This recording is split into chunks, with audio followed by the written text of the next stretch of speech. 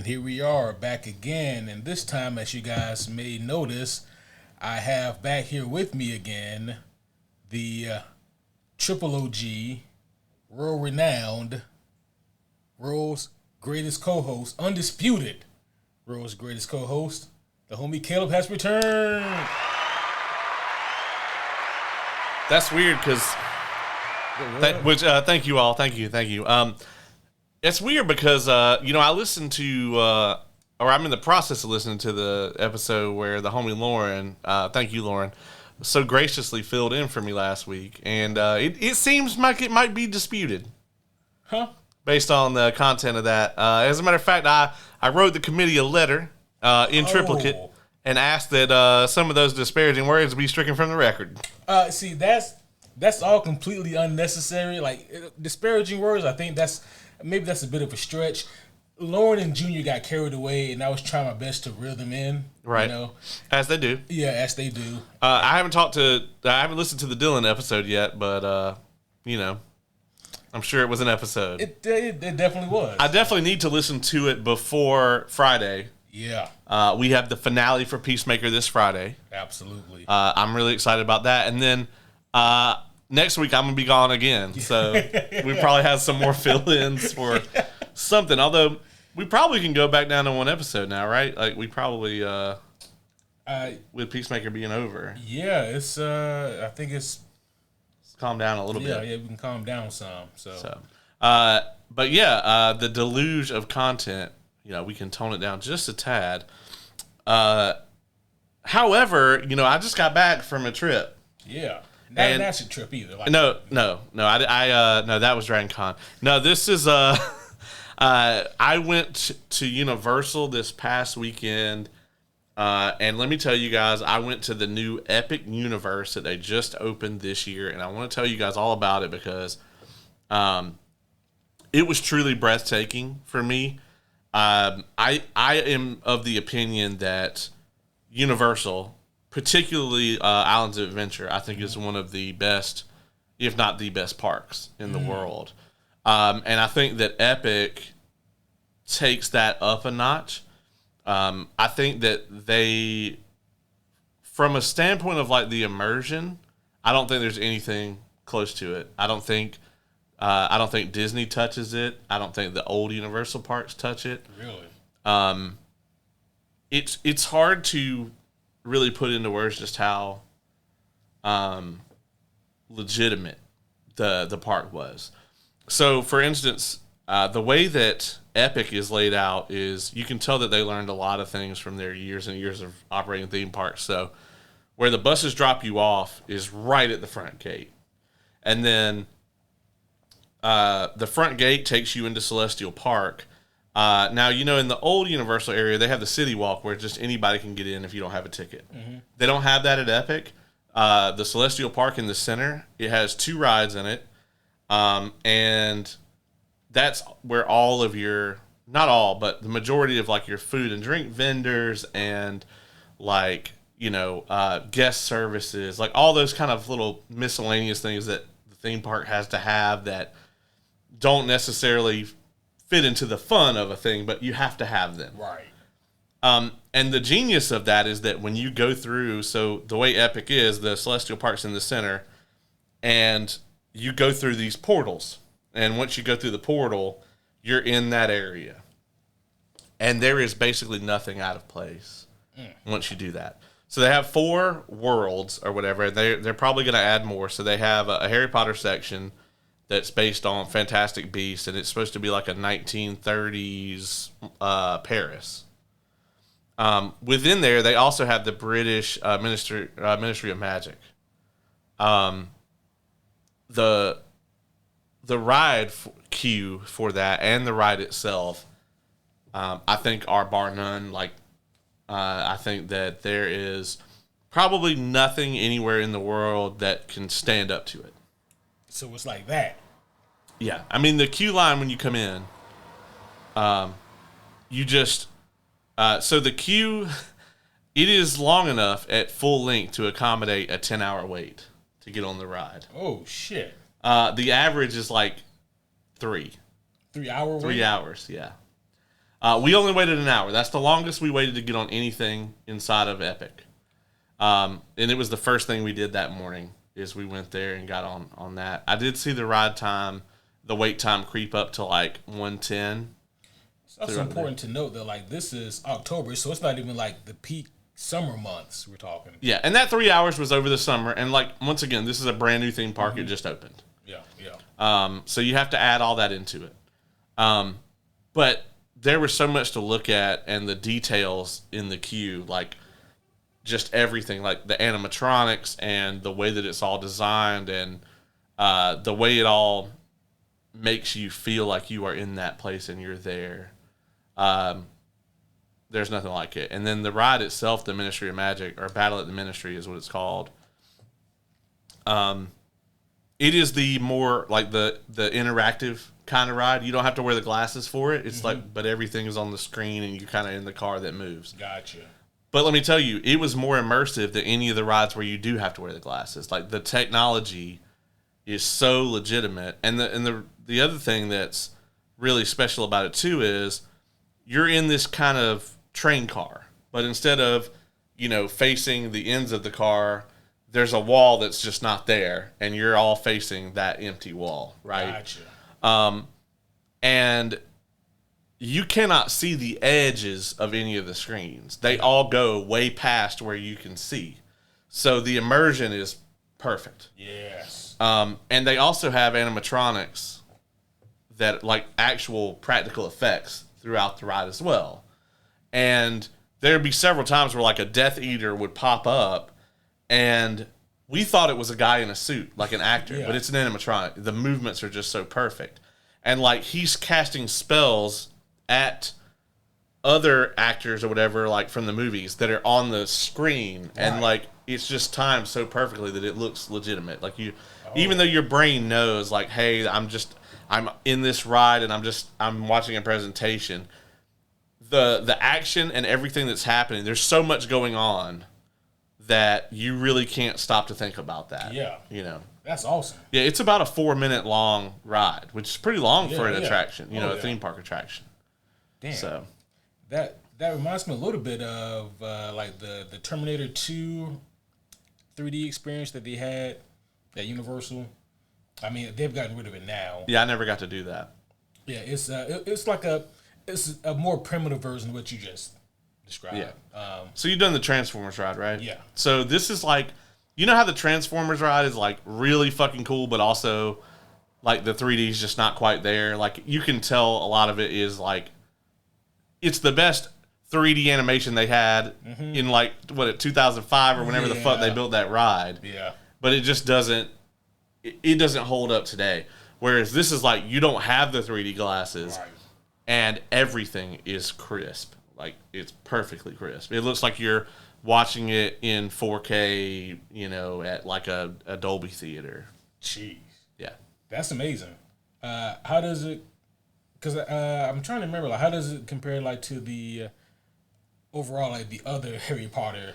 So, I'd say the tiering on that. So, like, you have Unexpected Journey, which is, like, a similar ride. That's the one where you go through Hogwarts and the castle and everything. And that's really fun. It's cool and everything, but I think it's the lower of the three. Then I would say Gringotts to me. Prior to riding Battle at the Ministry, I think of the experience type rides where you're not really on like a roller coaster, etc. Like Gringotts to me was the gold standard for that. I think the Transformers ride was really immersive also, but Gringotts, just the presentation. You ridden that one? Yeah. So yeah, you walk into the bank and they have the animatronics and there's nothing out of place. Right. And then you go on the elevator and it doesn't really take you down like 9 miles, but you believe it does. Right. And then, Gringotts is kind of like a hybrid roller coaster type experience to an extent. Whereas this is very much just it's kind of a mixture of the two. Like it's definitely not a roller coaster. It's definitely the same sort of presentation of like Unexpected Journey or Transformers. But it's just the way that it's done. This is by far, I think it is the best ride of its kind. Yeah. Yeah. Now I know that you're not big into roller coasters.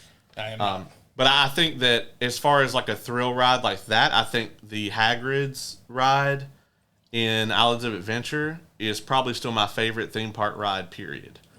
Because it just, you're up on the motorcycle and you just, it's just fun. It's the right fun over fear level for me. It just, and it has everything, right? It's got the, oh God, we're at the end of the track. Oh shit, we lost power. We're going to go backwards. We end up in the forest. And then it drops you. And have you ridden that one? You haven't ridden that one? Yeah, no. So I probably don't. Yeah, I was going to say, no. What is the Hulk rank for you? The Hulk is probably my favorite roller coaster. Okay. I don't really consider Hagrid's like a roller coaster. I guess it is. But as far as like a traditional roller coaster, the Hulk is my favorite. The homie Kay passed out on the Hulk. Yeah. She rode the Hulk? Yeah. She rode the Velocicoaster. Oh, that was the first thing anybody rode was the Velocicoaster. Oh, no. And I didn't ride that shit because I've ridden it twice, and I was like, I'm good. I've ridden the front and the back. And I was like, I'm okay. It's just a little over the fear line for me. Like, I'm an adrenaline junkie, but, there's just, like, there's that fun and fear, and, like, that one just has a toe over the line. Like, I can ride it, but I'm just terrified the whole time. Which experience was worse, or I guess I should say better, riding in the front or the back of that? Or is it about the same for you? I think with that particular ride, the front is better. So something that comes up from riding roller coasters for years and years and years, the back of the roller coaster is really interesting because when you go up over a hill, a lot of the momentum, it kind of like pops the back. So that kind of feeling that you get, and some people may hate and some people may love, of like when you go over a hill on a roller coaster and you like come out of your seat just a bit, a lot of people really love that. And if you like that feeling, the back is the best place because it kind of like pops, So like all of that momentum as you're going over that hill, that last car to come over, you're going to get a little extra of that emotion. So if you do ride a roller coaster, don't sit there. Yeah. That's exactly what I took from that. Yeah, because I know that's the thing you don't like. Yeah. And see, Hagrid's doesn't really have that at any point because... See, I never took chances. I told you I didn't ride the Mummy for that same reason. I'll be honest with you. People who don't like roller coasters, that's probably the ride I would least recommend in the whole place is the Mummy. Yeah, because it's kind of rough. Jazzy rode that with us, and she got motion sick from it. Like, she really did not like it. I think it was a little more intense than everybody was thinking that it was going to be. Mm-hmm. The Mummy, I think, is probably just from being like jostled around. I think it's probably the worst ride. I like it, but I'm just it jerks you around a lot. It doesn't present like it's going to be something intense, which is why I got in line for it when I went, and then I realized what it was, and I got out of line. That's kind of how the movie went. They thought they were there for an archaeology dig, and then it became significantly more intense than that. So it's way more immersive than I gave it credit for. Yeah. But I don't want to just breeze by that. The homie K passed out on the Hulk. Yeah. That's a sentence I never thought I would string together. I'm sitting there with her, and she was like, "This is great." And then next thing I know, like the ride stops or whatever. She's like, "I think I passed out." And, they take a photo of you. Yeah. And we get to the part where they take a photo, and she's just, yeah. And we looked it up, and apparently this is a common thing that happens. Oh yeah, I can believe that. Yeah. So the at Epic, I talked about the Harry Potter area. Mm-hmm. They also have the Isle of Bert, which is from How to Train Your Dragon. Let me tell you, that place was awesome. They have the Great Hall, and that's where you eat if you want to get the food there. And there's nothing out of place there. They even have like the Viking longboats or whatever. There's water and everything, and they have all these animatronic dragons, like fully life-size dragons that are all over the place. Damn. And let me tell you, they sell incredible food and mead there. They have this alcohol there too. Oh yeah. They had some mead that was on point, like comparable to the Dragon Con stuff. Oh shit. Yeah. And they actually sell this mac and cheese cone. So it is literally like a imagine like an ice cream cone like this big. Yeah. But it's instead of like the ice cream cone stuff, it's garlic bread. and they fill it up with mac and cheese. Oh my God. It was amazing. It was one of the best things I've ever had. That would have to be like the last thing I do if I go there. Because I'll be done for the day after that. Yeah. So they have a roller coaster in there too, and it's called Hiccups Wing Gliders. Oh, that sounds awful. Or terrifying, I should say. Yeah. And it was very smooth. It doesn't go upside down. So we're in line for that, and it's like a light drizzle on the place as we're sitting in the line. And I made the mistake of being like, hey, guess what? Watch it just start pouring down rain like right before we get on the roller coaster, and they like shut the ride down. We waited like 45 minutes to get on this thing.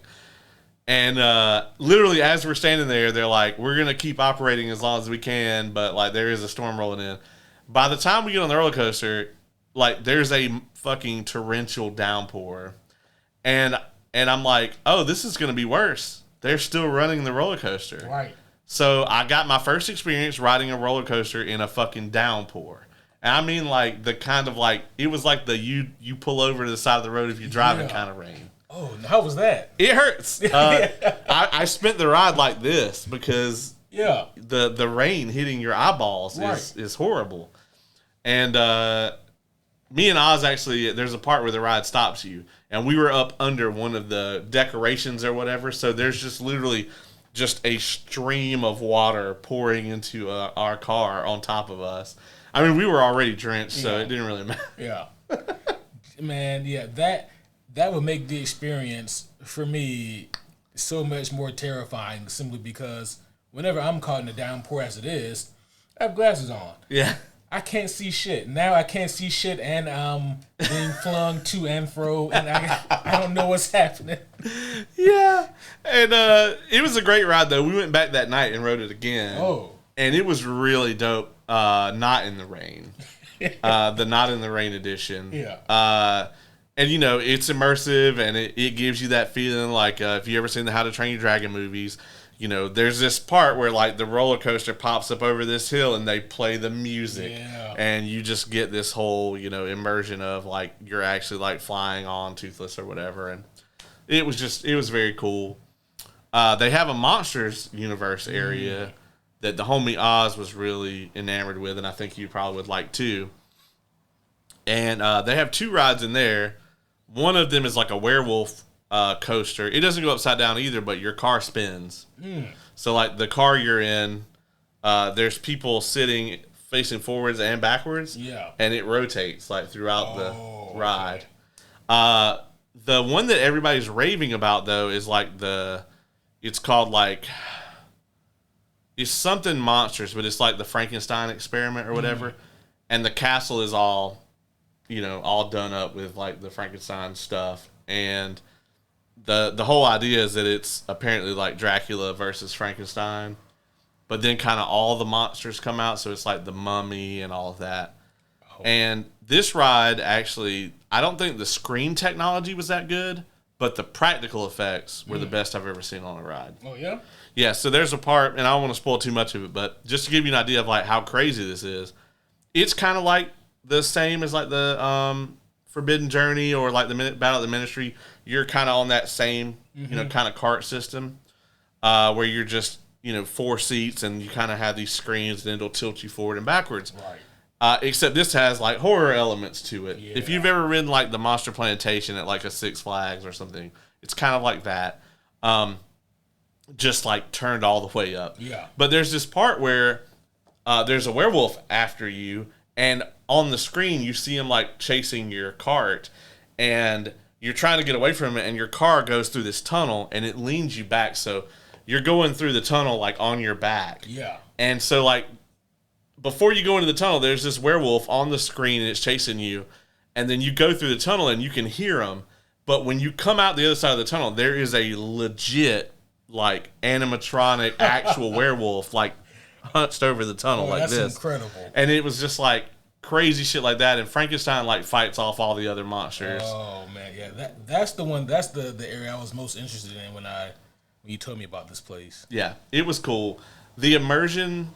So I think the most impressive two were the Harry Potter and then the Mario World.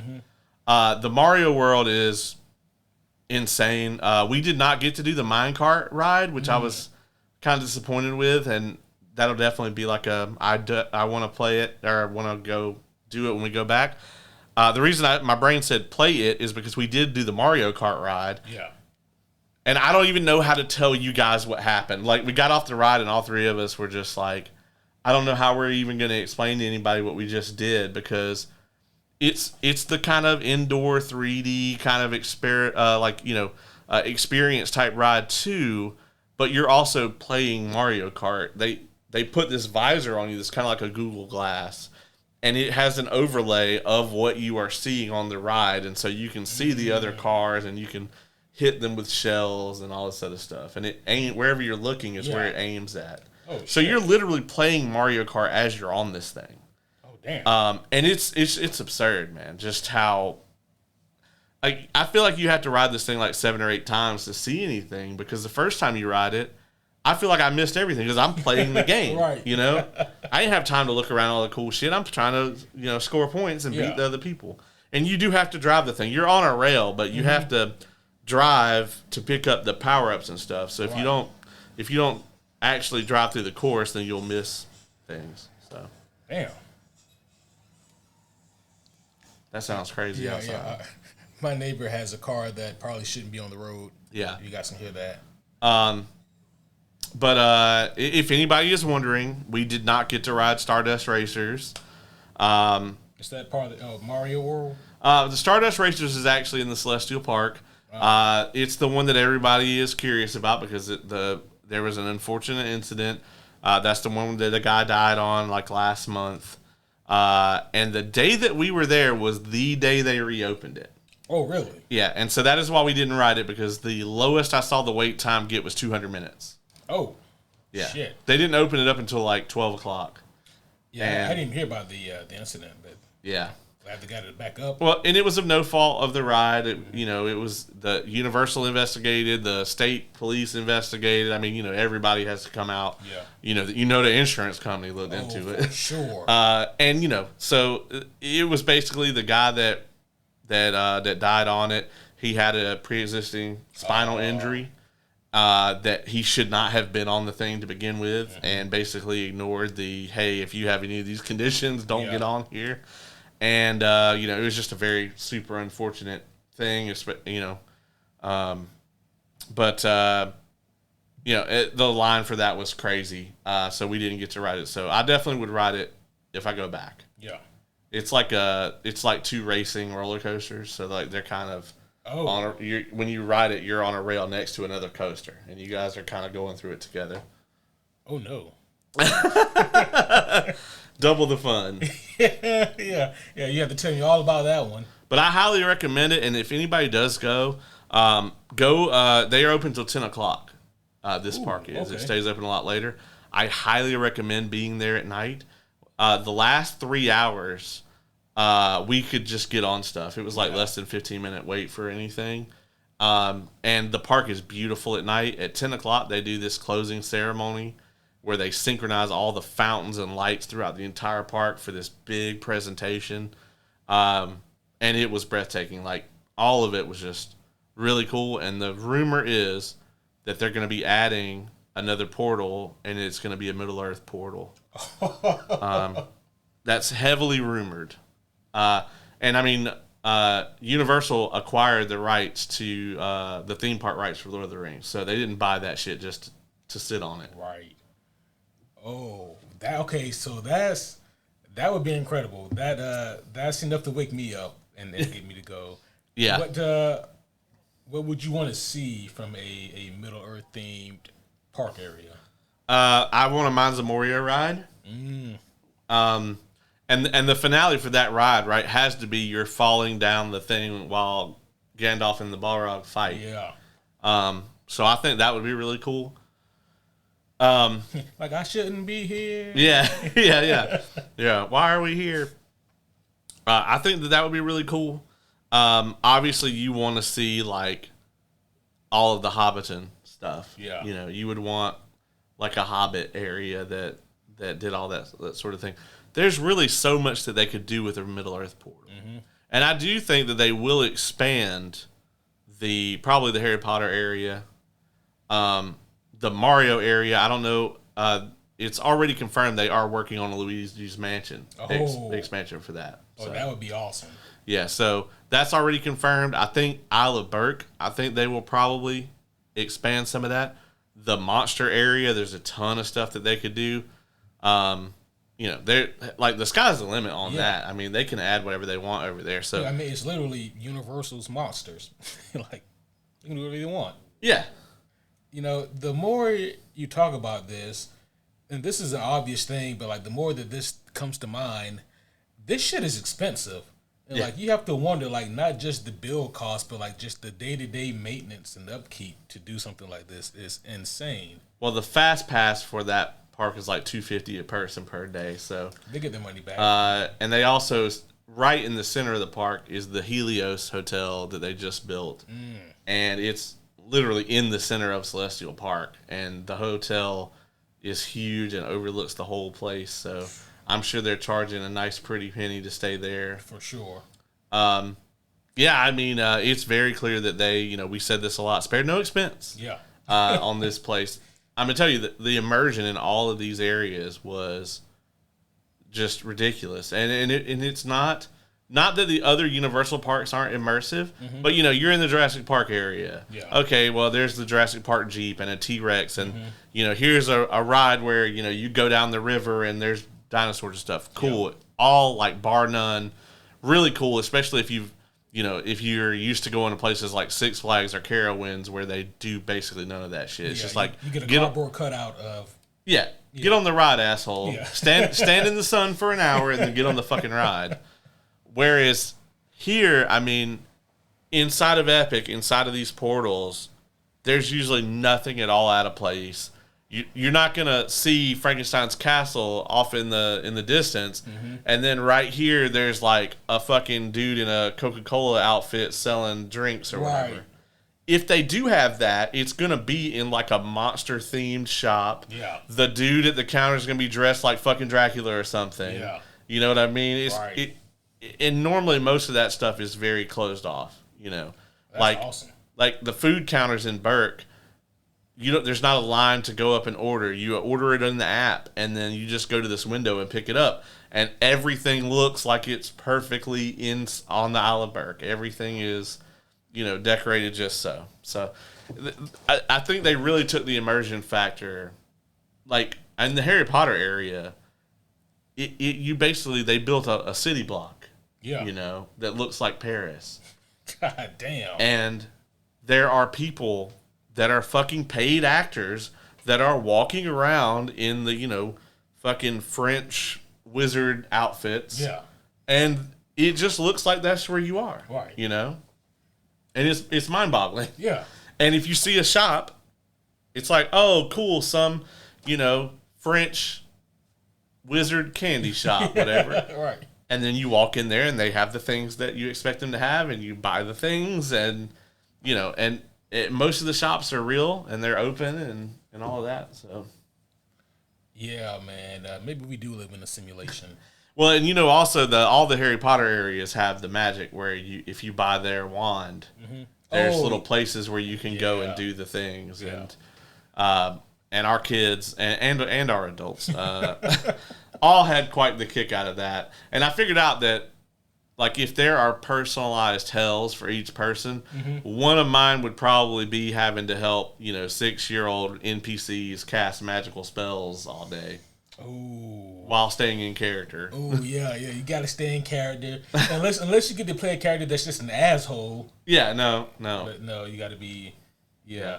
Well, there's you guys' 30-minute cold open review of Universal's Epic. Dog, that shit sounds like it lives up to the name. Epic Universe. It really does. There were so many moments while we were there where, everyone was just kind of blown away by what we were seeing. And I mean, I hadn't even covered it all. I just kind of gave you guys the cliff notes because I really don't want to spoil it either for people who may want to go because it is such a new experience. And so I'd recommend if you're going to go, don't look up anything. Like just don't look up anything. Don't YouTube any of it. Yeah. Just go and experience it and see for yourself. kind of switching gears here momentarily. Have there been any major updates on Avengers Campus or whatever they're calling it? Well, we're never going to get it over here. Yeah. It's going to be in Yeah, that has to be in Hollywood. California. Yeah. I'm not sure, to be honest. Once I found that out, I kind of lost interest. Yeah, that is unfortunate. But yeah, it was just I haven't heard anything about it much recently. I do want to go to Disney and ride the Guardians of the Galaxy ride. I hear it's incredible. Yeah, that would be fun. Yeah. Well, with that being said, homies, we do have a topic of discussion here. We'll see if it is as long as the cold open. The jury's out on that one. But before we begin, proper introductions are in order. Homies, one and all, welcome back to another very special episode of the Superhero Homies podcast. My name is Quentin, and as always, I am here once again reunited with the world's greatest co-host, the homie Caleb. What up? I am so glad to be back with you guys, although I know 100% that I left you all in great hands with the homies Lauren and Dylan. Thanks again to them for filling in for me. However, we are here to talk about some motherfucking Marvel Zombies. Yes. Full spoilers for not only the What If episode that kicked all this off, but all 4 of the recently released Disney Plus Marvel Zombies episodes. There you have it, folks. So, yeah, this will be a full spoiler breakdown. So, if you guys have not seen it and you don't want to be spoiled, hit the pause button, go watch the shit, then come back. Honestly, while you listen to that cold open, you could have watched the whole episode. You could have. Yeah, see? Or, the entire season of Peacemaker, whichever. I got to get my jabs in there. You didn't have to, but you did. Hey, I know that we just got through bullshitting about Epic, but I haven't listened to the review yet. But was it like, what was you guys kind of just brief? Like, what did you guys think about episode 7? Me and Dilly had like similar frustrations and similar fascinations with the episode. Just kind of the idea that like our frustrations with the season just kind of caught up to this episode and almost took it out on this episode. Mm-hmm. And it's like this episode 7 of Peacemaker was one of the best episodes that they've done. It's not without its faults, but just all of the other bullshit that we had to put up with to get to this point kind of made it easier to highlight some of the flaws. But I ended up watching that episode twice before I reviewed it, and it really did help my liking of that episode. So Dilly, Dilly's kind of ruthless at times. He gave it a 6.5. I gave it an 8. But we actually had very similar thoughts and notions about the episode. Well, let me tell you, I would have been probably more in the Dilly camp if I had been here. So maybe he really was channeling me. Oh, shit. Well, that is interesting. I thought it was one of the better episodes of the season. It was weird, right? Because it's like for everything that I really liked, there was also something I really didn't. Mm-hmm. And the things I really didn't like, most of them are like big picture where I have to zoom the camera out, to have a real complaint about it. Because it's like, okay, contained as an episode, this is really good. Yeah. But like what it means for the whole season, and for the show itself, it's just kind of, it's kind of off-putting as far as certain things. But hey, we've been assured that the runtime this week for the finale is 57 minutes. Yeah. And me and Dilly, we talked about that a lot too, about the fact that there's only one episode left. But to be honest, episode 7 to a degree kind of felt like they wrapped up a lot of the shit they started. Yeah. And so we were like, okay, well, we spent a handful of scenes in Nazi World, and now that's done. Yeah. We spent 6 episodes building up to that shit. Yeah. And then left in 15 minutes. Yep. So didn't spend a whole lot of time. I mean, not that you want to spend a lot of time in Nazi World. No, I don't want to spend any time there. Yeah. But if you're going to give me the tour, then give me the tour. Yeah. So, yeah. And so we just kind of theorized on what the fuck could be the big deal with episode 8. Like, what could they possibly do? Because whatever it is, it's going to have to be both set up and pay off. Because right now, there's nothing for them to pay off. Yeah, I'm really concerned about episode 8, to be honest. I am sort of worried that it may just feel like Superman 1.5 or maybe just a bunch of Man of Tomorrow setup. So we'll see how it goes. Interesting. Yeah, I don't know, but that fucking one Hellscape portal world that they went to didn't look like a friendly place to be. Nope. So no, I'm still might take it over Nazi world though. I think it's possible. There was a this is a horrible joke, but I'm telling it anyway. So there was a point where we were on the trip and we were next to a Denny's, and I was like, I want there to be a multiverse where like Shoney survived and Denny's didn't. And the homie Oz is like, okay, it exists, but it's the Nazi Earth. And I was like, I'm gonna miss Ace. That's so fucked. It is so fucked. That's incredibly fucked. Just to be fair, just to I don't think you can be fair with this one, but just, go ahead. Just a disclaimer. It was a joke. I would not actually want to live in Nazi world just to have Shoney's. I mean, I would go over there just to eat at Shoney's every now and then, like if I just had the portal, See, that's the thing, though. Maybe a Nazi Shoney's would probably taste different from like a this universe Shoney's. Oh, well, burn it all then. Yeah. If they don't have the breakfast buffet. See, that's why you go to a Shoney's. Yeah. There it's just, German sausage and fucking pretzels. They definitely ain't going to have no pepper or no hot sauce. No, dog, that's a wrap for that. you forfeit all those liberties. Yeah. Yeah, if they do have hot sauce, it's going to be Tabasco. Yeah. Which no one wants. Oh. In other news, and we will talk about Marvel Zombies, but I did. We promise. I did finish Absolute Batman issues 1 through 6. Yeah. 6, yeah.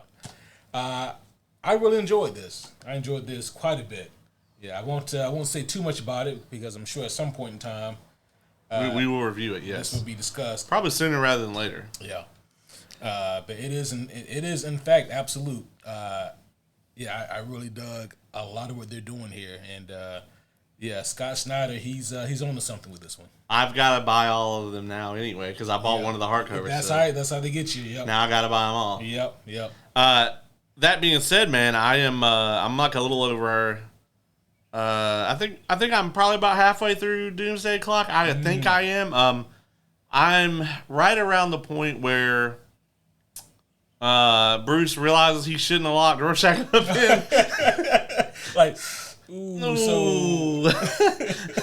So he wasn't just so crazy. Yeah, so I'm assuming that's about halfway. Yeah, I think that's about the halfway point. You keep telling me that Superman is going to be in this. You're like, yeah, man, it's really like a Superman story. And I'm like, cool. Okay. Well. Are you sure he's in it? Yeah, I'm like, all right, well, I mean, somewhere, okay. Yeah. Maybe he was just fucking with me. I think in the first half of the book, there's only one panel even, I think, with Clark in it, like one set of pages, and it's like a flashback of when Clark is he's a teenager and his parents are taking him to the dance, and he's really shy because he doesn't fit in and blah blah blah, and then he's worried about it, and his parents are reassuring him, but this time something different happens, and his parents get T-boned by a car and they died. And I remember my first time reading that, it kind of fucked with me because I was like, man, I didn't remember that being the canon. And it's not. It may be someone fucking with shit. So, yeah. But then after that, you don't really see Clark again until, like, the back half of the book. Yeah. I love it, though. I could do a whole, like, I think 200 pages of just, like, Batman and Rorschach adventures. I really hate that Bruce immediately was like, See, you say you could do it 200 pages of it, but it would, like, after 2 pages, Bruce just threw his ass in prison. Yeah, Bruce is like, no, man, this dude ate my fucking pancakes. Yeah, I might have listened to you had you not eaten my goddamn pancakes. Yeah, it's so fucked, and then he, spoilers, but, Bruce is also the psychiatrist or whatever. been seeing them, which I thought that was like a nice twist. That was a really cool twist, yeah. So I'm like right around there in that area. So I didn't read as much of it as I thought I would while I was gone, but I am really enjoying that. So we'll probably be reviewing that soon. And as soon as I'm done with that, I'll probably hop over to this and we'll review that. But we have to get through Marvel Zombies first. We do. Got to get through these zombies. These zomboys and girls. So at 40 minutes in, we will finally start to talk about the thing that we're here to review. Obviously it was clear at some point in time that Disney had invested a fuck ton into streaming. And it was also clear that at some point in time they were like, put a plug in this shit. If you got 12 episodes planned, you're doing 4. Yep. We're dropping them all at one time. I'll be honest, I think that decision helped this show. What's your overall thoughts on it? This one was a hard one to review for me. Like, it was interesting because with 4 episodes, I thought that they were going to go like the same route as Eyes of Wakanda. And if I'm being honest, for me personally, I would have switched the formatting of those 2 shows. Eyes of Wakanda was like an anthology series. I would have preferred that be like a serialized thing that has like a through line with the plot. Right. And with Marvel Zombies, I would have that be the anthology where you deal with like different groups of heroes every episode just trying to survive this apocalypse. But instead, Marvel Zombies is the one that is serialized and has like the plot line going all the way through it. I thought it was good in parts, and this is a show for me that I have no problem watching if I just turn my brain off and just let the action and the fun gory scenes do what it needs to do.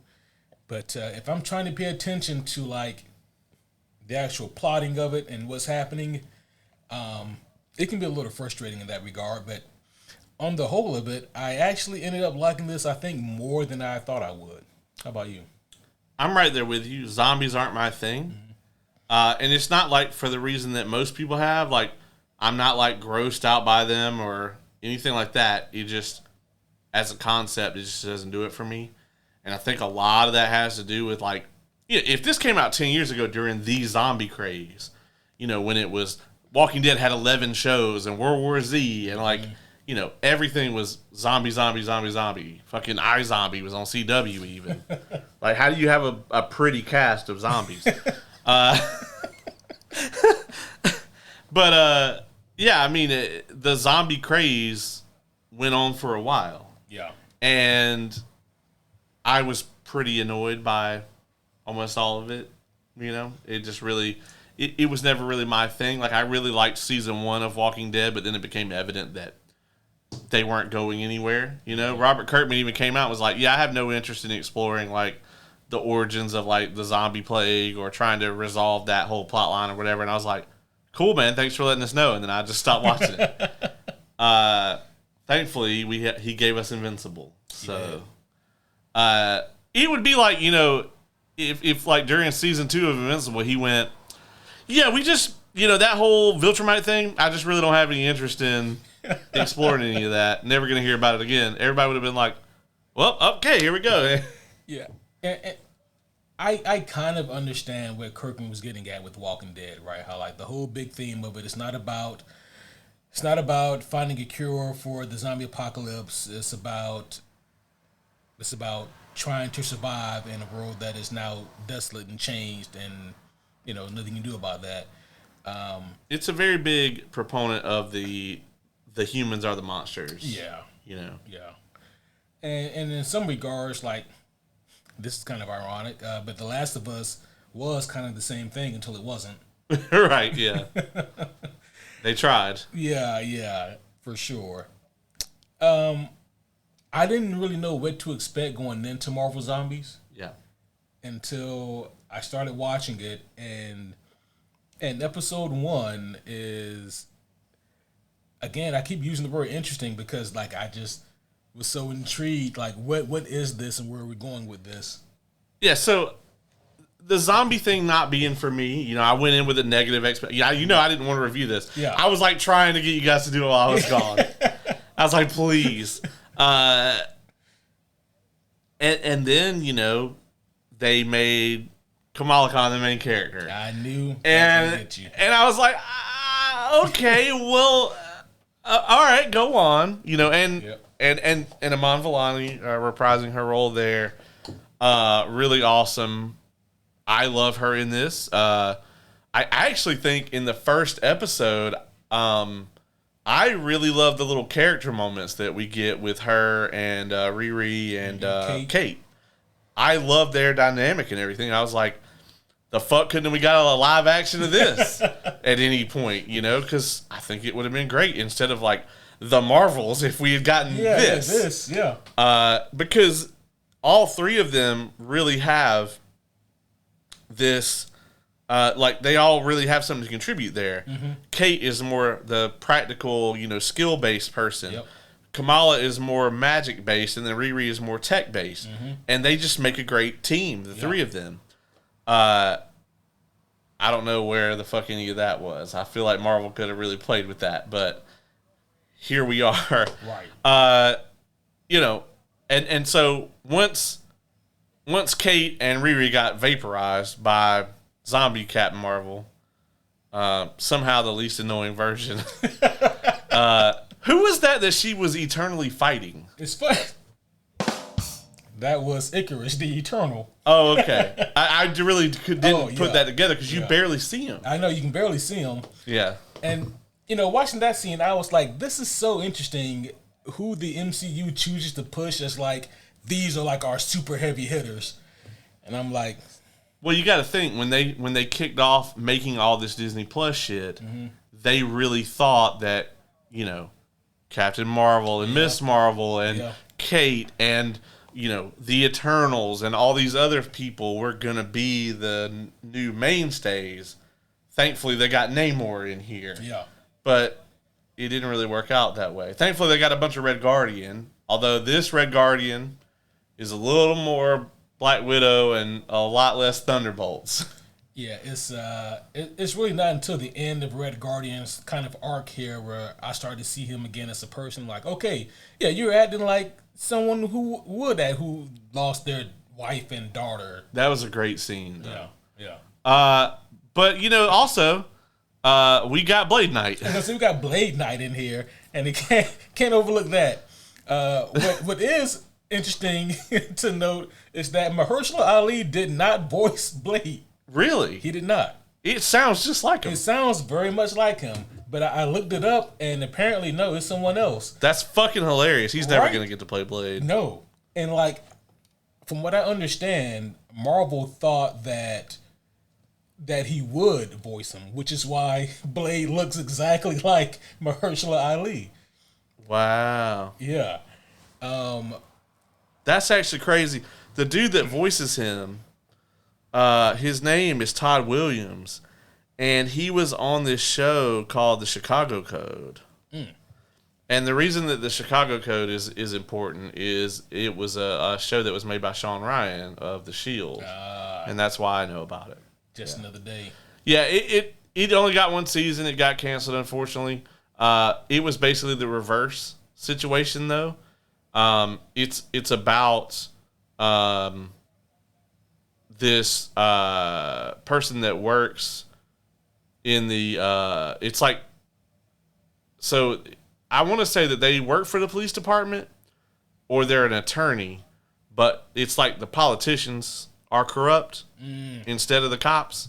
Oh. And so it's kind of like a flipped kind of thing. Whereas I guess in the Shield, like the cops and the politicians are crooked. They're all crooked in the Shield. Yeah. But it was an interesting kind of twist on it.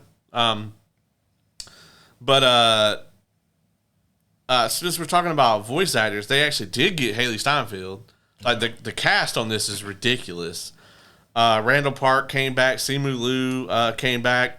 They got Tessa Thompson. They got Wyatt Russell to do 8 lines or whatever. I'm not gonna lie. With some of these, I wasn't sure who they got back and who they didn't. Paul Rudd is in it. David Harbour is in it. Wow. But the interesting thing is that Peter Parker's voice actor is from Friendly Neighborhood Spider-Man. Really? It's the same guy. Okay. Well, at least there's that connection they got, because I was like, clearly that's not Tom Holland. Yeah, I'm like, why the fuck didn't they get Tom? But I guess he, And who knows what kind of weird red tape there is with that as well. Bullshit with Sony. Apparently, though, like, this thing has been in production for fucking ever. Elizabeth Olsen said that she recorded her lines so long ago that she remembers absolutely nothing about this. Wow. Like, she recorded her shit like 5 or 6 years ago. It had to be around the time of production of Multiverse of Madness. Yeah. You get that vibe from this show for sure. Yes. 100%. Yeah. So, yeah, this is something that they just had laying around. That's what it seems like. And then they cleaned it up and put it out. Yeah. I will be honest, though. Mm-hmm. I didn't hate it. Like, I'm kind of like you. Like, I'm not in love with it. I think as an Elseworlds type of story, I think it's great. I think they did some really cool things here that, we probably won't ever see in the MCU. Like, they're not going to kill Yelena while Red Guardian's still around. And that'll probably be in the other direction in the MCU. Red Guardian will bite it. Because they're zombies. Yeah, you're just trying to butter me up and give me a bunch of those because I'm back. But yeah, I mean, I there were aspects of this that I really enjoyed. Futurama head Ant-Man, Yeah. They never explained any of that shit. There's a lot of that in this, where there's a lot of don't think about it, Morty, in this. Yeah, yes, there is. They did something very similar with certain episodes of What If. Remember how you could tell that like there was something missing in one of the seasons of What If? There's some of that here too, where clearly some episodes were edited or just cut out entirely. The pacing in this is great, though. Oh yeah, it doesn't overstay its welcome. You could sit down and basically it's like a movie. Yeah, it's like a Marvel Zombies 2-hour movie where you can sit down and get a complete beginning, middle, and end, and it doesn't tie into really anything. I loved fucking Blade Knight. I loved New Asgard. I loved a lot of the kind of mashups they did. Don't fuck with the Infinity Hulk. Yo, Jesus, no. I think Infinity Hulk can probably beat Maestro Hulk, dog. Like for sure. he's beating every Hulk and then some. Yeah. I mean, Wanda didn't want to fuck with him. Yeah. Yeah. Yeah. I love when he fights zombie Thor. Yeah. And he's like, "Hey, dog, you remember that time on Sakaar when you hit me all that motherfucking lightning? Come here." Yeah. He literally beats him to death. Oh yeah. Yeah, like bashes his brain then. Like, that shit was insane. I gotta say, man, the moment where I knew this show was not fucking around is when they killed Rocket. Oh, brutally. Bruh, yeah. Yeah. With Groot and Rocket. Like, right then and there. Yeah, that shit was nuts. I kind of knew early on, like in episode 1, like once I saw Kate and Riri. Yeah. I was like, oh, fuck. And then I thought they were going to get rid of Kamala right there, too. Yeah, because I kind of thought that they were going to be like the main trio, like the main characters. But they took us on a journey, man. They didn't, same with like when they met up with like Red Guardian and Yelena and everybody at S.H.I.E.L.D. Is it S.H.I.E.L.D., right? At Zemo's place? Well, they went to a S.H.I.E.L.D. base first where they met them. Yeah, I was like, okay, well, we're not going to see them again. And then they ended up kind of being mainstays. It was evident that they were going to use Spider-Man a good bit. We didn't get as much of him as I thought we were, though. No. We got to see... I think that they showed the Wakanda incident in the What If episode. Like, I think that's what it was about, right? I think so. But we got to see way more of it in this. Yeah. The T'Challa and Thanos fight was amazing. Yes. I could have dealt with a whole episode of that. Right. I thought it was funny when Peter was like retelling the fight between T'Challa and Thanos, and he was like, and like I heard T'Challa say Wakanda forever, and then he goes and tackles Thanos, and I'm like, he probably really said, man, that's some bullshit. Fucking zombie Thanos with all the stones, right? And who was learning how to use the shit? That's like, oh yeah, y'all in trouble. They definitely play very fast and loose with their zombie rules. Oh, bro. For sure. Because it's like, all right, well, if you got superpowers of any kind, you just kind of keep them. Mm-hmm. I will say I really liked how episode 2 kind of took you to the ground level of like when the shit popped off. And we got to see when we got Shang-Chi and Katie. And Katie. Yep. And we actually got to see his dad show up, and that really cool moment where Shang-Chi, fucks up hard and ends up getting his dad killed. Yeah, that was crazy because I thought that they were going to kill Shang-Chi and just have the dad be there. I did too. While. Yeah. But it's interesting, speaking of playing fast and loose, like those fucking rings can also stop necrosis. I guess. Yeah, he's like, all right, here you go. These can just do anything. Have these 10 MacGuffins. It really sucks because he was wrecking those fucking zombies. Oh, yeah.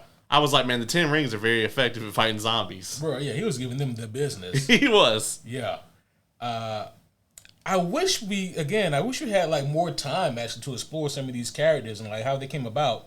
The fact that we got zero explanation for Blade Knight is just as big a crime as us not getting an explanation for Mjolnir Storm. Or, yeah, she had Mjolnir in whatever, right? Yeah. The fact that we never got to see that, it's a crime unto this level. Or, fucking headless, or not headless, but bodiless Scott Lang. Yeah. I feel like we saw that before, but my mind also may be confusing that with Futurama. Yeah, I think so. Once again, What If gets proves that it is the least successful version of its premise. Yeah. Because this is basically like an extended What If. It is. And it's, I think, undoubtedly better than most of what If could do because it just has more time. Mm-hmm. But I will say that, there's a lot of fan service here, and I mean that in the good way. Yeah. They hit pretty much every note you'd want to hit. That fucking, the Blade Knight stuff is cool. Yes. We got to see regular Thor, like depressed, I fucked up the universe Thor, and zombie Thor. Mm-hmm. We got to see, goddamn Infinity Hulk. We got to see some cool ass Black Panther stuff. You just get to see the run of all of it. You get to see a zombie version of the Revels scene that we got in. Was it Civil War? No, Age of Ultron. Yeah. Where Thor has the vision and Idris Elba's character. Yeah. Oh fuck. Heimdall. Yeah, and we got to see the hell scene with Heimdall. Yep. Kind of got to see like a different version of that. We got to see how New Asgard handled the zombie plague. There was just a lot here for an MCU fan to be, bedazzled by. Now, did a lot of it, did they play fast and loose with it? A lot, yeah, absolutely. Mm-hmm. But, just as like a sit back and have fun thing, I really enjoyed a lot of it. Yeah, so did I. Like even they had like this kind of, at this point, typical Marvel MacGuffin that they had. Okay, well, we found this tiny thing. It's a transmitter. Okay, we need to get this to New Asgard because New Asgard surely has a way to get us into space, and then we can use this to contact the Nova Corps, and then they can, rescue or help save Earth. I like that they went through with the plan, but it was a shit plan. Yeah. Again, because the Nova Corps is like, oh, we know. Yeah. We're aware. Yeah, they're like, you didn't think we had any contact with Earth? They're like, no, we've been right here this whole time. And I really loved that, too, that it, didn't work. Because I was like, all right, well, what are they going to do for this whole last episode if they press this button? And the Nova Corps is like, oh, we got you, dog. Right. I thought they really stuck the landing with this. Not that it's ever going to go anywhere. Mm-hmm. But just as its own self-contained thing, I like the ending that they went with. It was, if you turn it off, like, 40 seconds early, you'll think that, oh, man, well, Wanda, she's a really stand-up person. Yeah. Everything's back to normal now. Everything's good. Yeah, her and Kamala Khan just healed the planet right on up. Right there. They really lull you into this very false sense of like a Days of Future Past ending, where it's like, oh, they fixed everything. Yeah. Things are even better than they were before. Right. And then it's like, no, bitch, you in the zombie matrix. Right. And it looks like Riri's actually still alive. Yeah, I kind of want to know, like, okay, so, like, did they actually roll the clock back a little bit?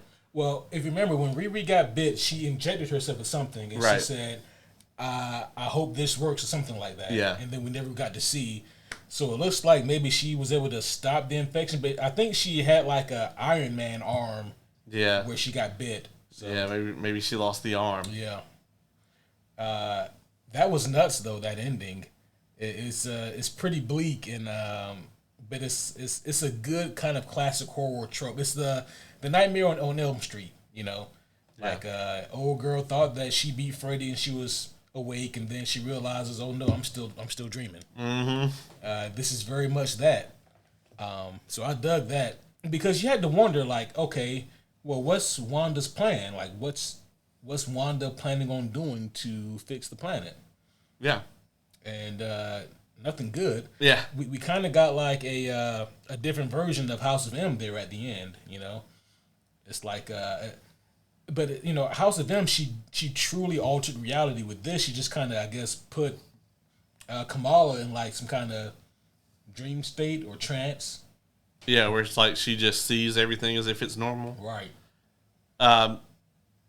It was odd, right? Like how they worked in the whole, like, where she really needed her for whatever reason, and I don't really understand what that is. Well, they never explained it. Right? Yeah, they never explained it. I'm like, okay, but if you can just steal all the Infinity Stones energy from the Infinity Hulk, I don't think you need anybody. Yeah, I don't know what she had to be there for. Yeah, it was weird. Because I actually thought that she was going to use her powers to put the energy back in, like that she was going to like make new gems with her abilities. Yeah. That didn't happen. I don't know what the fuck she was doing there or why it mattered that she was there. It's also weird, right? Because, again, the more you think about it, the more the show kind of comes apart at the seams. Yeah.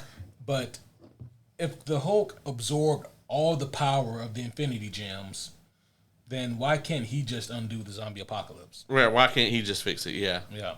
So, like, a lot of it really doesn't make a whole incredible lot of sense, you know? Right. But you just have to roll with it. And so, like we said, like, there's just certain things I wish that we could have done more with. I wish that Peacemaker Season 2 could have given some of their episodes to this so we can get, you know, more ideas from Marvel Zombies fleshed out. I think that's a fair trade, you know. I'm so curious to see, like, Peter, like, his day one exactly, you know. Right, yeah. And I'm trying to remember, so is this supposed to be, like, an exact follow-up from that episode, What If? Yeah, the 5-year time skip is supposed to be a direct sequel to that What If. Okay. The Zombies episode of What If. I need to go back and rewatch that episode because that was in season... One. One? Yeah. One. Yeah. That's a long fucking time ago. Real long time ago. And I don't exactly remember the specifics of that episode, but maybe I think that's where we got Headless Scott Lang. Maybe we did, yeah. I didn't go back and watch it either. Yeah, or Bodiless Scott Lang. Yeah. It's interesting who they didn't get, right? Zemo, not the original voice actor. Mm-hmm. Okoye, not the voice actress. Who else did we have? We got, we named a bunch of people earlier. Randall Park came back. Florence Pugh came back. Haley Steinfeld came back. We didn't get Thor. Hemsworth is not Thor. Melina, not the original voice actress, or not the actress. I want to talk a little bit about Melina. I mean, the character in this was fine, but I couldn't have been the only one who noticed. Like, the accent just died. Yeah. At the end there. 100%, yeah. And I was like, surely someone caught this. She pulled a ScarJo and just the accent just drops. You know. Yeah. Shit was gone. Who else? So Riri's voice actor Dominique. Yeah. Okay, so she was also here. Mm-hmm. Yep. I thought so. And of course Elizabeth Olsen, Awkwafina. I mean, the cast on this thing is crazy. It is a crazy cast. But the fact that, we still didn't get Mahershala Ali is craziness. Yeah, he will never be Blade. And it may have something to do with me being the next Blade. I don't know. They just didn't want to muddy the waters. Yeah, maybe. It's possible. Yeah. I can't say too much about that. But clearly not. Yeah, you understand. Yeah, NDAs and all that stuff. Yeah, you get it.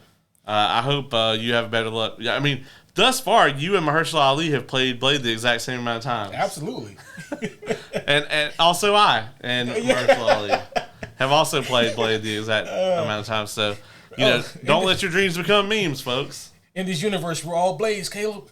I mean, I can go out and walk in the sunlight. Yep. I have never tried any blood, though, so I never drank none. Oh, well, I drank some True Blood. Do you think he can live on True Blood?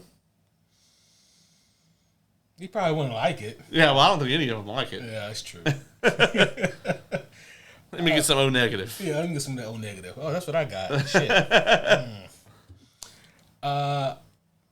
Man, there's not a whole lot to say here about this episode. I mean, about this mini-series. I called it an episode. Yeah, I mean, we can go down and talk about all the really cool shit that they did, but that's the episode. Like, that's the series, Yeah. I can tell you that Blade Knight had a really cool fight scene.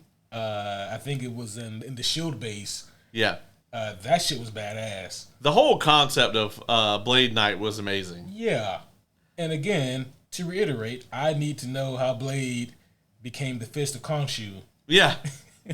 Show me that. And what happened to their OG Moon Knight? He's probably a zombie. Oh, yeah, that makes sense. So there's just a lot of questions that I have.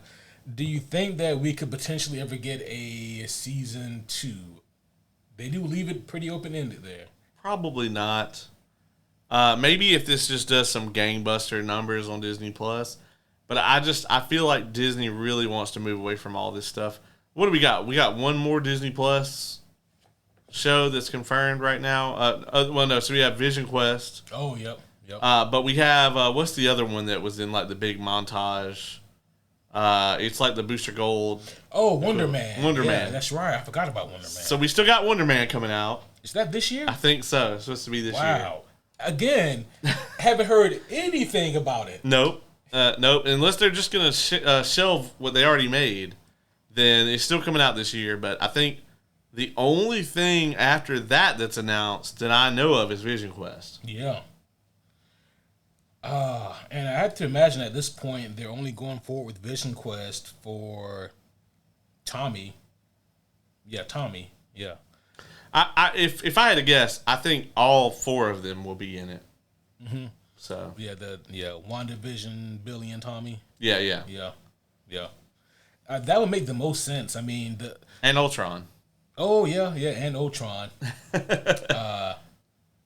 I mean, if the rumors are to be believed, then we'll see a human form of Ultron, aka we can't afford and or have the time to put James Spader back in the Ultron get up. So you're gonna get this human ass James Spader, and you all gonna like it. Some CW, if you will.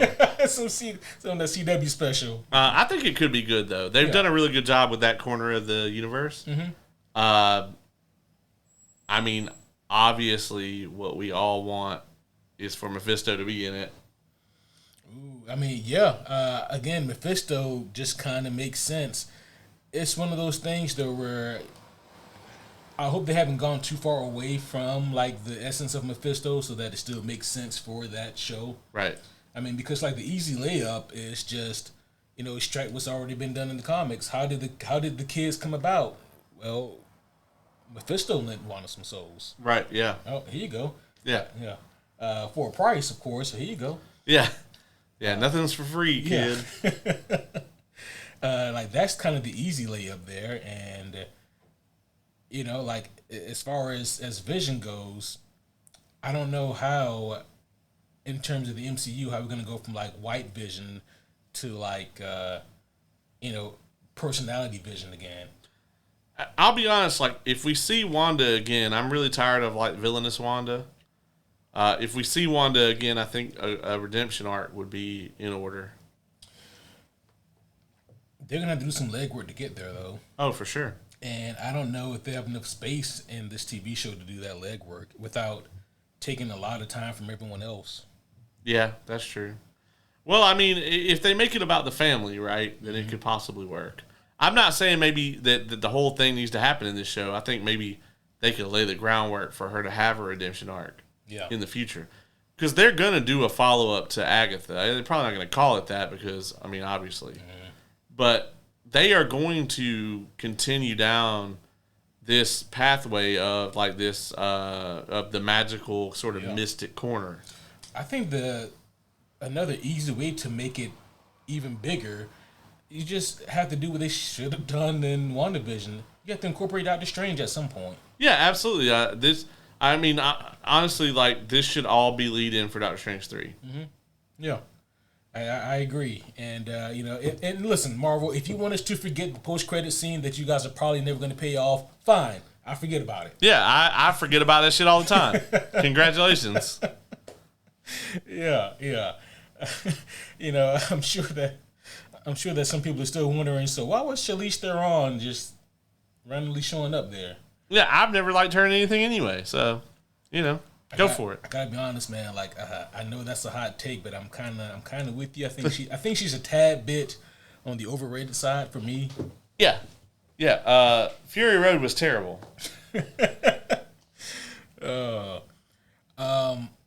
Yeah, I mean, so there were some cool moments here in Marvel Zombies. The zombies were definitely zombieing. The rules were definitely fast and loose. And if you're looking for answers, then you're doing better for me because I need to find the questions that I need to ask to understand the answers that I want. That's how much information is kind of missing from this TV show. Like, when they said that they were going to go fight Wanda and the Army of the Dead, I was thinking that Kamar-Taj still had their army. Mm-hmm. So I'm thinking they about to roll up like 8 armies deep here. Yeah. I'm like, okay, well, Spider-Man and Scott Lang got like the rest of the regular humans that are alive. They got like a coalition of the willing.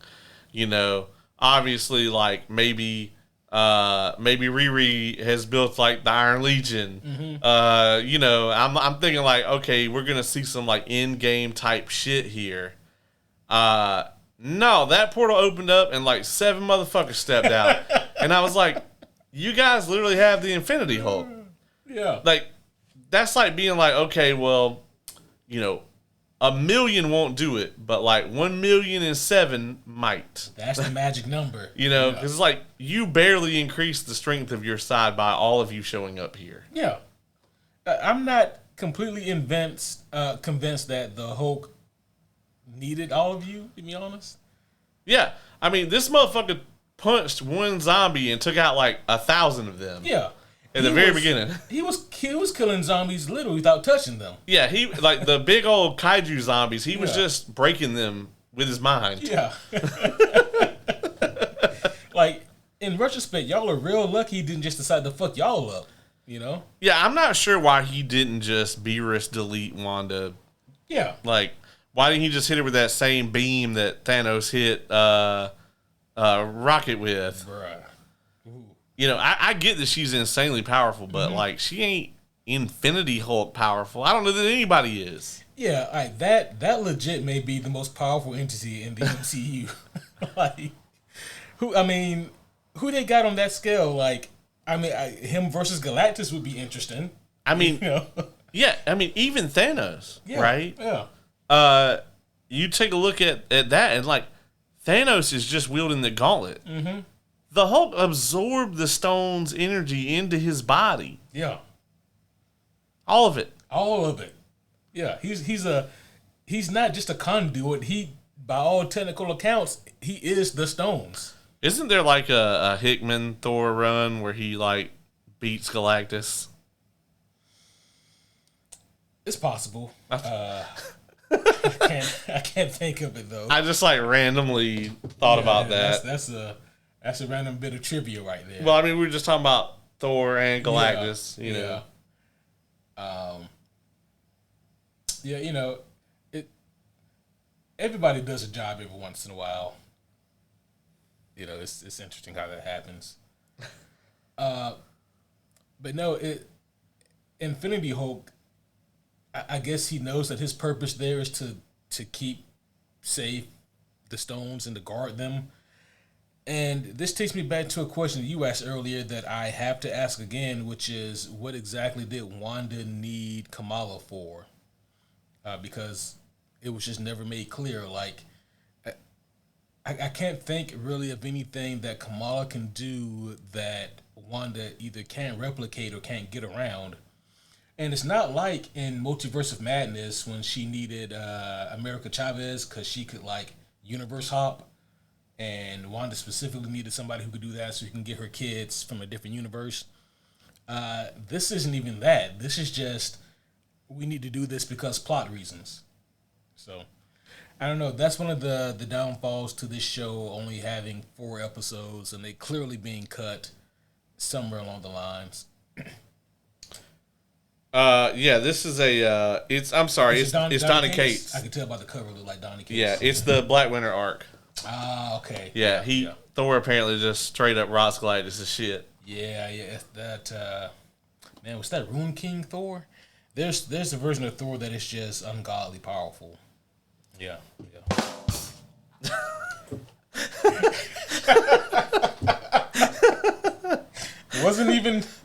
wasn't going for it, but those are the best ones. I wasn't going for any of the ones I got tonight. Yeah. But yeah. Anyway. What else do you have on Marvel Zombies before we score this thing?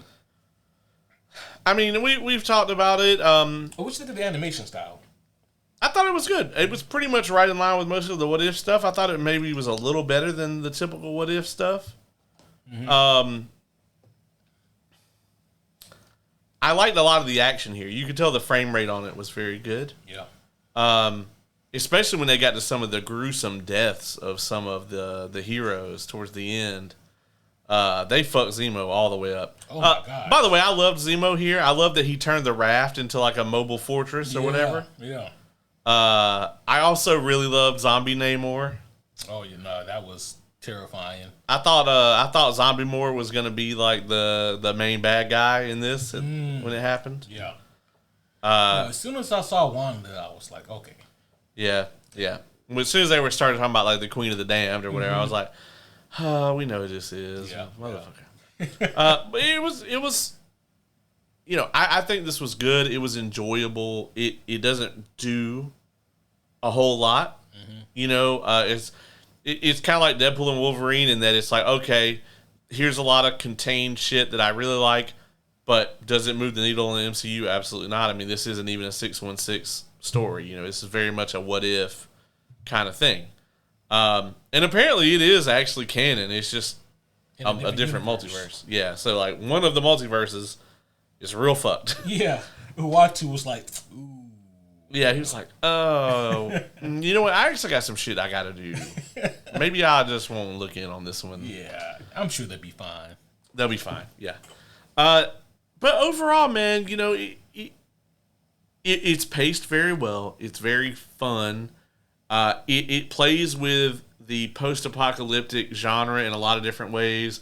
Right down to Katie and Shang-Chi's like fucking Mad Max caravan, zombie caravan. Yeah, singing Journey. Yeah, also Death Dealer was cool as fuck. Yeah. Until he wasn't. Until he wasn't, man. Poor Death Dealer. Yeah, all of the all the Death Dealer shit got me. Yeah. I loved all the Death Dealer stuff. So if any of that interests you, I definitely think it's worth a watch. It's definitely a fun kind of throw it on, this is kind of what happens in this version of the MCU. It doesn't do much further than that. So I think there is definitely a ceiling on it. on how much it could possibly have done, even if it was trying to do that, which it isn't. You know, it's not trying to move the needle. It's just supposed to be, this is a fun alternate reality Marvel story. Yep. And I think I think it does a pretty good job. Yeah. No, I mean, there's not too much more I can add on to that. I didn't know exactly what I was expecting when I got this. I knew they weren't going to do something that was going to be in line with like the Marvel Zombie comic books, but I didn't expect them to kind of go this route either. And I think there's pros and cons to it. I actually don't mind that they had like an actual story arc that they were trying to fulfill here. I don't mind that at all, actually. And I just wish that they had the capability or the resources or the time or whatever was required to actually give us a more well thought out plot, something that would have made more sense, would have answered more questions, you know. And it's not even like the deep questions, just like the surface level questions really didn't get answered here, and that's really to the detriment of the show. So you just kind of have to take it on the chin and accept it for what it is. And like you said, it's just a fun, turn your brain off, enjoy the superheroes fight and try to survive against these zombies. And in that regard, it's really cool.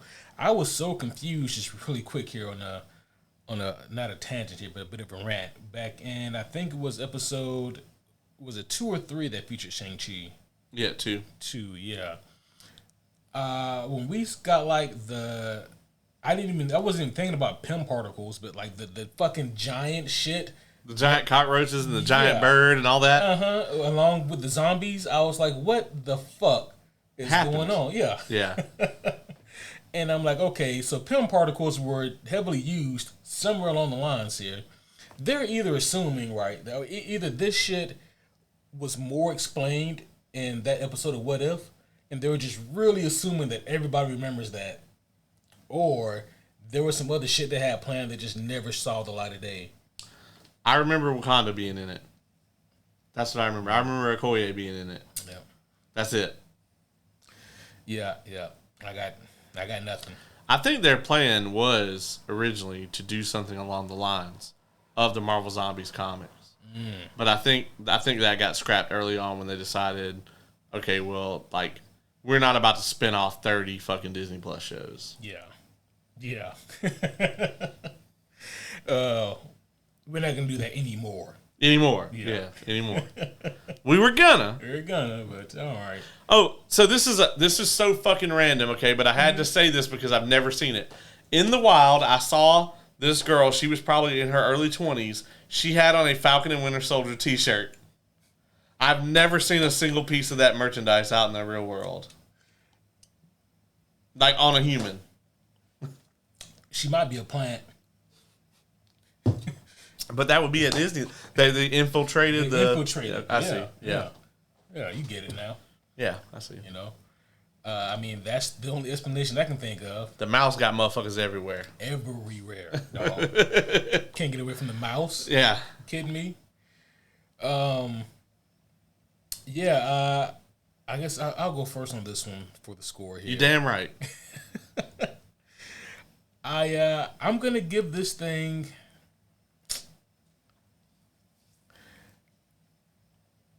I'm gonna give it some spicy time here. I'm gonna give it a 6.9 out of 10. Oh shit, giggity. I think that this show does a lot of things way better than I anticipated. I love that there were stakes. I love that they weren't afraid to kill certain people, gruesomely at that. I love some of the concepts, like, you know, Moonblade is a tremendous concept. I love some of the team-ups that we get here. I love some of the visceral reactions that we get, like Red Guardian's reaction to watching his family be ripped apart. There's just some really cool concepts we got going on here, but there's just some glaring plot holes that need to be filled desperately. And this show doesn't even attempt to do so. No. No, they just skip right over them shit. Yeah, it's like, just step over that giant pothole and we're good. But yeah, so that's what I give it, a 6.9 out of 10. Yeah, I actually, the rating that was sticking with me was actually a 6.7. And so I think I'm gonna stick to that. I actually was thinking I liked this a little more than you did, but maybe not. Yeah, I mean, like I said, it's fun. I had a good time watching it. I'll probably never turn it on again. If I had missed it, I wouldn't have really missed out on much. Am I glad I watched it? Yeah. Did I enjoy it? Yes. It's like you said, man. There's so many huge plot holes in this thing, and the show really just brushes right over them. And they'll introduce a really cool concept like Baron Zemo with the Raft City. Mm-hmm. Cool thing, and then 5 minutes later, it's gone. That plot point's out the window. Blade Knight, same thing. It's just okay. Here we go, and then we're out. The Infinity Hulk. That gets set up and is done within about 10 minutes. So many things are like that, and I think the point of this is to do some really cool like fan service or whatever, and they pull that off in spades. There's great fights in this. I think out of all the Marvel animated stuff, other than '97, I think this has the best fights, the best action. Yeah, I think you might be right. But there's nothing else that's like particularly memorable about it, other than the action and the fan service. If they do decide to do a season 2, then I would love to see some more mutants in this thing. Yeah, because you'd think they would have went full tilt, man. Yeah. They've got to at some point in the near future. They just got to start going in with the mutants. Yeah. I think a lot of it has to do with like the fact that they didn't think '97 was going to be popular. In their defense, neither did we. No, but we also didn't spend millions of dollars making this shit. That's true. Yeah. They gotta let the mutants unleash at some point, and I guess they're really just trying to edge themselves and hold back to Doomsday. I think probably, and we probably won't really truly get the floodgates until after Secret Wars. Yeah, and that's assuming that they have all the ducks in a row for that. Right. And I would hope that they do. Yeah. I hope they're already casting for that now. Mm-hmm. Yeah, that would be nice. But who knows, man? So Wonder Man is still this year, and I'll be damned. Like, I completely forgot about Wonder Man. Are we still supposed to get 97 this year? Like 98? X-Men 98? That's supposed to be next year, I thought. Is it next year? Yeah. Okay. Yeah. Can't have shit, dog. They might have actually done some publicity or media work for X-Men 97. Yeah, I was hearing again, once again that we're gonna get a Spider-Man 98, but I just don't think that's gonna happen, especially since like you would assume they would just make another Friendly Neighborhood Spider-Man season instead of doing that. That's the thing, right? Like, I see the value in doing both of those, in doing either of those, but not both. Not both, yeah. Yeah. To me, like the conventional wisdom to me says, if you're only going to do one, do the new IP that you already have. Don't cancel it and do Spider-Man 98. That's going to get annoying. It's already annoying. Yeah. I wonder if that was me. No, I don't think it was you. No, my car's not that loud, unfortunately. Yeah. I have a Kia. It lets out a little tiny beep that sounds like a kitten. The toot. It's like beep. Very annoying when you're trying to find it in like a garage. a garage. I would love to see a Spider-Man 98 show that like picked up where the OG 90s show left off at. However, to your point, I don't see that happening as much as I would like to see that, because there's still a lot of meat on that bone too. I think maybe the easier thing to do is just have him maybe more heavily cameo in 97. I agree. Yeah. Yeah. So we got Wonder Man coming out this year, and I guess that's going to be the last superhero project for the year. Yeah, because we don't have anything coming out from DC. Yeah. Peacemaker should be it. Are we getting we already got Invincible, or is Invincible next year? I think Invincible is also next year. Oh man. Yep. So definitely one a week, guys. Yep. We're gonna start reviewing some comics and shit. Yep. We're gonna start reviewing some comics. I'm gonna get us back on the Cosmere train. Don't you guys worry? Right. That's right. So we're gonna be back, guys. Don't worry. Wonder Man actually has 10 episodes. I'm surprised it has that many, and it's coming out in December. That's crazy. Yeah. Right around then, we'll be reviewing Stranger Things. So. Oh, yeah. And, of course, that means that we're going to be gearing up for another Homie Awards. That's right. Ooh. The Homie Awards are going to be crazy this year. Yeah, it's just going to be, like, competitive this year. I think I'm going to have to take we didn't want to talk about it off my personal awards this year because the thing that would definitely win is Saga, but I actually did want to talk about that. Yeah. We just didn't. Yeah. I know, homies, some of you guys may be wondering, like, what is this Saga review? Because we've talked about it so much. Let me tell you this, guys. I have the episode. You just need to put it out with, like, a disclaimer that's like, listen, this is just kind of us fucking around, and we also occasionally talk about Saga. Yeah.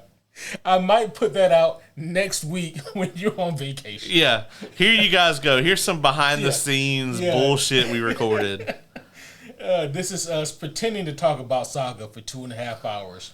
Enjoy. Content. Like, I spent 30 minutes talking about fucking Universal Epic Universe, and we still have talked about Marvel Zombies way more than we talked about Saga in that 2.5 hours. It's an insane accomplishment if that's what we were trying to do. It's really bonkers. Like, I kind of want to listen to it just because I feel like it's one of the worst episodes we've ever done. Not that I didn't have a good time. I just think from a content perspective. It's the most random bullshit, like, out of nowhere. And most of the stuff that we randomly talked about was very niche shit that doesn't really appeal to everyone. Yeah, it was a great session to catch up with everyone. Yeah. Yeah, that we probably should have done completely off mic and then recorded a Saga review. Well, we also have the year ends review coming up. Yes. So... there's more space for off the wall talk there. Yeah, the 2025 review. I hope you are ready to talk about Wicked for Good. That comes out in December, right? Yeah. Definitely gonna have. We got to get you caught up on the first one so that we can review the second one. Oh yeah, that's right, man. I'm still waiting on you and Kate to review the first one. Yeah, we talked about doing that and we never did it. So I think what we're gonna do, since we're so, it's pretty much too late now, is we'll just review the whole thing. Yeah. Because Wicked's only the first half, the movie. Yeah. And then this is going to be the second half. Right. I don't think you would hate it. I know you don't like musicals, but you've seen The Wizard of Oz, right? I have. Did you like The Wizard of Oz when you were a kid? I was indifferent towards it. Yeah, so you'd probably be about like that towards this. This is just like a darker, like, hey, what if the wizard was actually a big old asshole version of the story? I told you when I lived in New York, I had a roommate who would play the Wicked soundtrack on repeat all the fucking time. You did. And, it just, I'm still not ready to indulge any of that yet. I think the movie versions are better than the Broadway versions. When I open your door, like 50 theater kids are going to stab me to death. But oh, for sure. That's a super hot take. Yeah, now that we're here, I also don't really like the new Taylor Swift album. So, if you guys just had to fucking be mad. Bruh.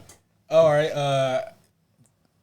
Maybe that's a smart thing you just said there, because now the theater kids and the Taylor Swift fans or the Swifties are going to all fight each other to try to kill you. I'll just step over their corpses on my way to my car. Yeah. Yep. Boy. Some bold words from the homie Caleb, returning again.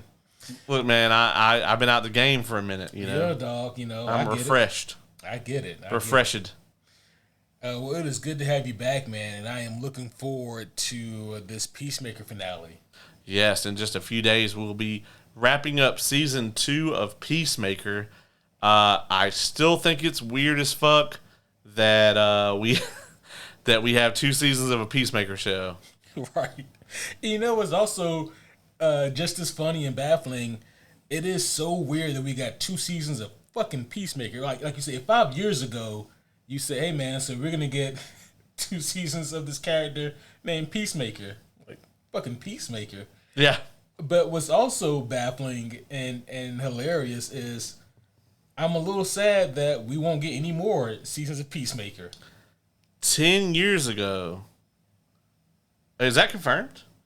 Well, James Gunn has heavily alluded that I guess his quote was something along the lines of, right now, there are no plans for season 3. The next time you see these characters, though, it won't necessarily be in another season of Peacemaker, being something else. It was 10 years ago. I was in Hall H when Warner Brothers announced that they were going to do the Lanterns TV show.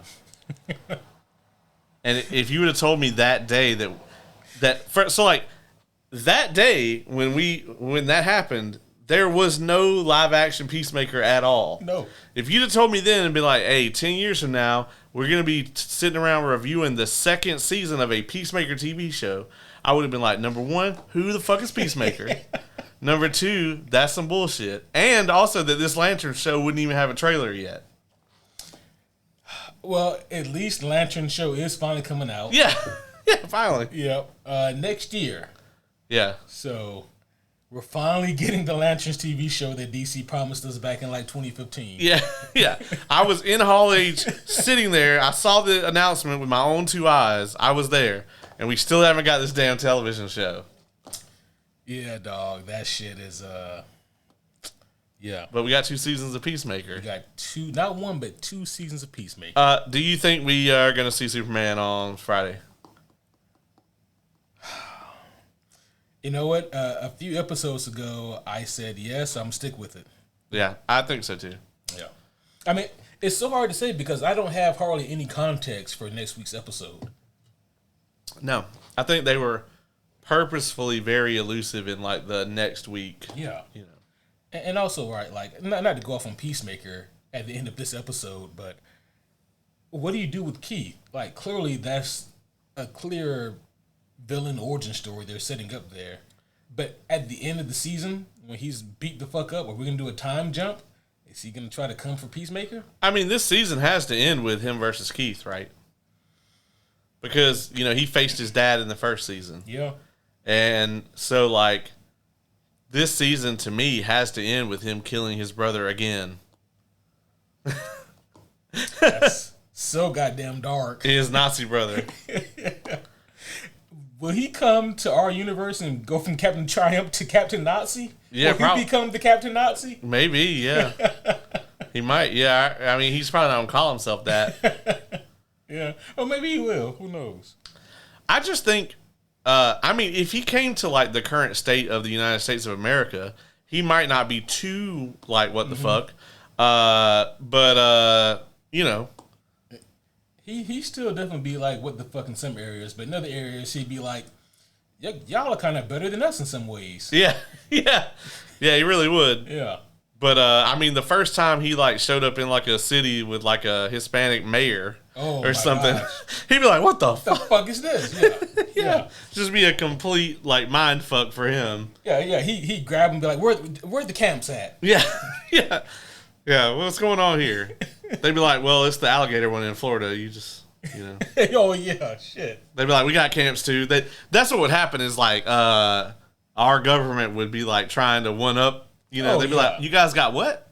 Oh, well, we have. You know, that's what would happen. Oh, no. But I think he has to be the villain. Yeah, yeah. They set it all up. They did. You know. But then it's just the question of, how is he going to figure out how to get to that universe?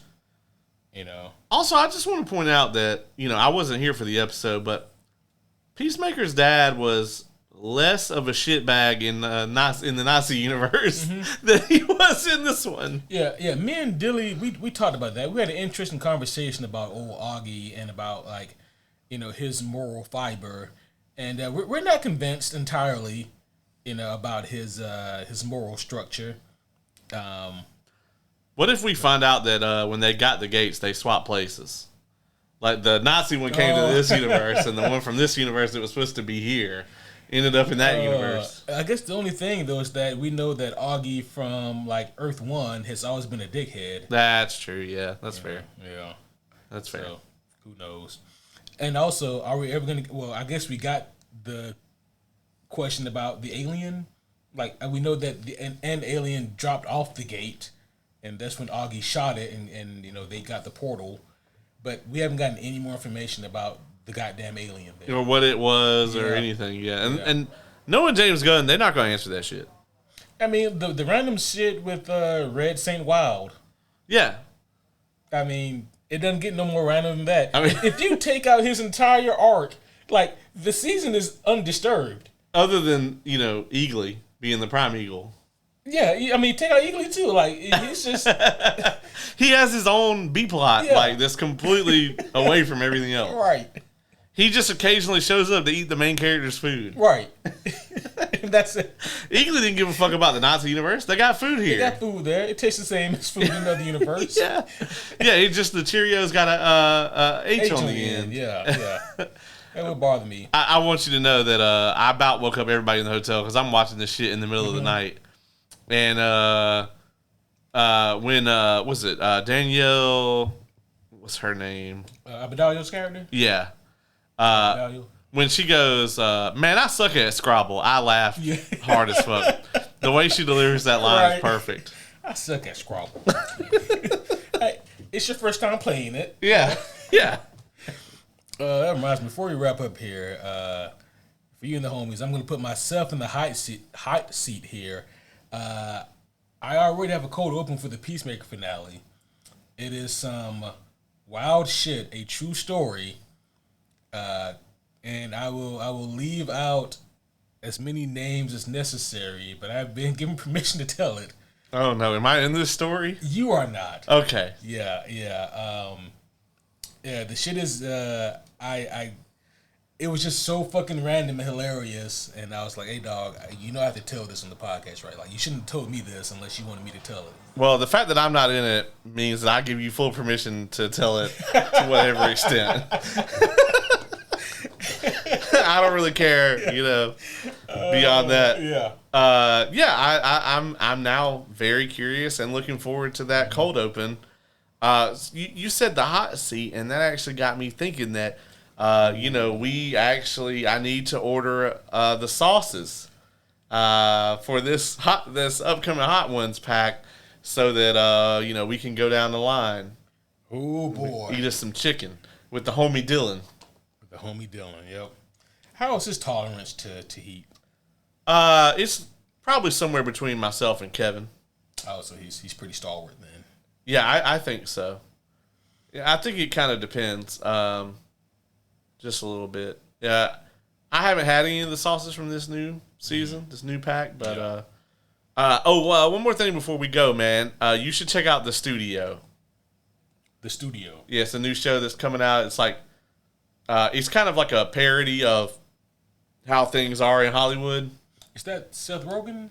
It's Seth Rogen, but the guy that owns the studio is Bryan Cranston. Oh, and he's fucking hilarious. Not to really go into it or spoil it or whatever, but Seth Rogen is his character is kind of this artsy the art of the film. Mm-hmm. He really likes Tarantino and what's the other guy? That works with Tarantino? No, but you like him. Taxi Driver. Oh, Scorsese. Scorsese. Yeah. So he goes up to Scorsese wants to do a picture about the Georgetown cult killing or whatever. Uh-huh. And they're also under pressure at the studio because they just required the license to do a movie about the Kool-Aid Man. And so he goes to Scorsese, and Scorsese's like, yeah, I want to do this big epic about the Georgetown killings or whatever. Jesus Christ. And he's like, I want like a $250 million budget. And he's like, deal, but you have to call the movie Kool-Aid.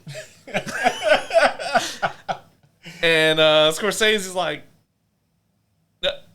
done. Okay. I mean, I didn't think anybody was going to give me the money to do this movie, but all right, cool. You know, I'll do it. And then, like, he gets back to the studio, and, like, the marketing team has put together this shit where it's, like, literally, like, the Kool-Aid Man busting through a wall, and, like, and it's just, like, doing a dance, and, like, there's this ridiculous-ass, stupid-ass plot where, like, the Kool-Aid Man wants his daughter to go to college, but she just wants to she just wants to break through walls.